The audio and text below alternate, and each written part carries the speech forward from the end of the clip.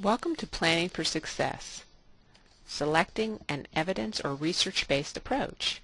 Lesson 3, Identifying Possible Solutions. This is the third lesson in the Planning for Success series. In Lesson 1, we considered the question, how do we select an approach or initiative that is likely to help?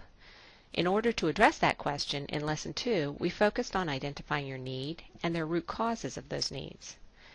In this lesson, we'll focus on identifying a strategy or strategies that are evidence or research-based and therefore likely to address your need. You may recall that establishing your need is the first step in the monitoring process. This lesson will focus on the next step in the monitoring process, which is selecting a strategy. The Monitoring the Success of Your Efforts series is a separate Blackboard series and will take you through the remainder of the monitoring process, including how to develop a monitoring plan, monitor your initiative, examine your findings, summarize trends and results, and refine your efforts. To help you identify possible solutions to address your problem, by the end of this lesson you will understand how to develop a hypothesis related to your problem, have knowledge of techniques for determining your strategy or strategies for addressing your need, and have knowledge of where to find evidence or research nationally to inform your selection of your initiative. Your hypothesis is an explanation of what is causing your problem. An accurate hypothesis is critical to successfully addressing your problem, and therefore should be based on the data that you use to identify your need. The next step is to select a solution or solutions to address that problem. A logic tree is one way of considering the range of possible solutions to your problem. By graphically displaying your problem, you are able to list all possible solutions. In this example from Problem Solving 101, the problem we are trying to address is that we need to fund college. There are two possible solutions. One, increase your income, or reduce expenses. More specific solutions for how to accomplish each are depicted following the parent solution. To increase your income, you may take on a second job or request a pay increase at your current job. While to reduce expenses, you may cancel your cable, refinance your mortgage, perhaps you'll eat out less, or use coupons at the grocery store. A logic tree can be used to graphically display your problem. Work with your team to create a logic tree that will help to capture and organize a set of possible solutions. When creating your logic tree, each possible alternative must be captured. Be careful not to include branches that are too broad to be useful. Alternatives must be mutually exclusive, so ensure that your branches don't overlap or appear more than once.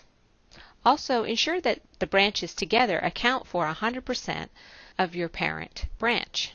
So in other words, all possible solutions. If you're having trouble getting started, start listing potential root causes, categories, or whatever on a piece of paper, and then determine the grouping later.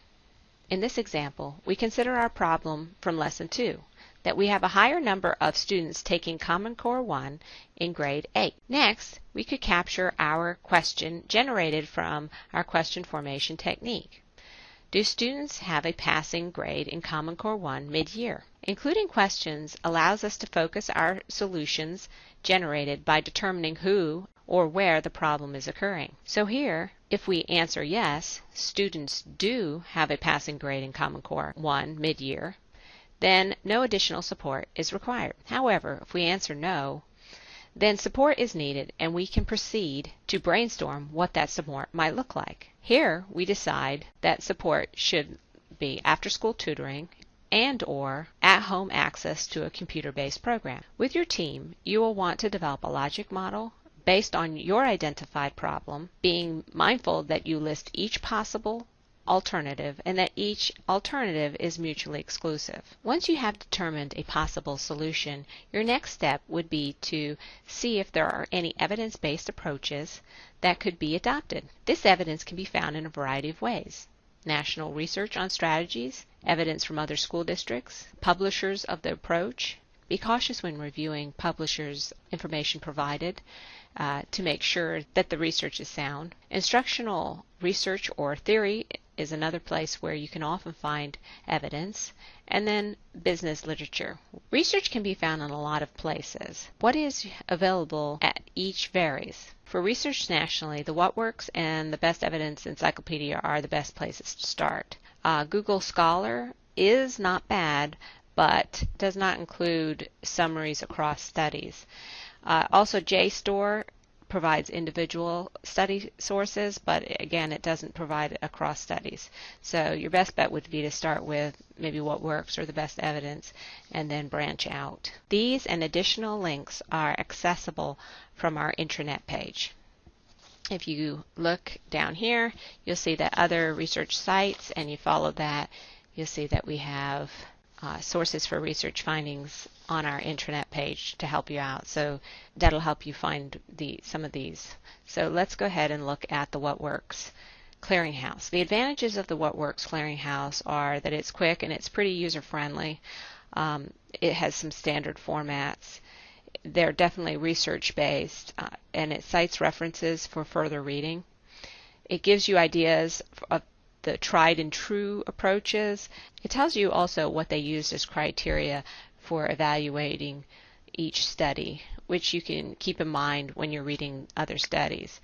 On the other hand, the disadvantage are that it has a very high standard for what studies it'll include here, and if you have an approach in mind and you don't find it here, it may tell you that they've done qualitative research or the quantitative research has occurred, but the studies didn't meet their standards. Other studies can still be helpful evidence, however.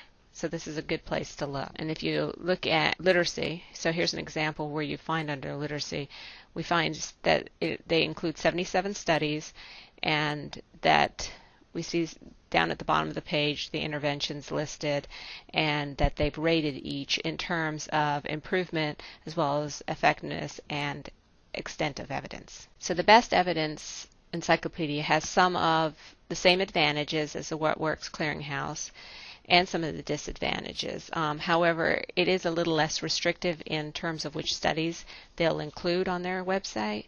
So you might find that if you can't find it on WhatWorks, that you can find it here at the Best Evidence. And this website also rates or evaluates programs based on evidence of effectiveness. Both these resources are a great place to start when looking either for a program or strong evidence of a program that you're considering to see if there is evidence supporting its effectiveness. For research within the districts, remember to check WCPSS's Internet for studies. You can access our studies by selecting results and surveys. We also post first-year studies primarily for use with management of the program, and that can be found on our intranet page. One such study that we posted on the intranet page is in March 2013. We created a summary report kind of mirroring WhatWorks and Best Evidence, looking at 10 years worth of our own research and evaluating the strength of the findings. So as you move through selecting a strategy, think about how you will implement your research-based solution. We want to encourage you to pilot your initiative, contact data and accountability, so that we can discuss different options for selecting participants and rolling out your effort to allow for a strong research design. Having a strong research design will allow you to know if your program or initiative has made a difference.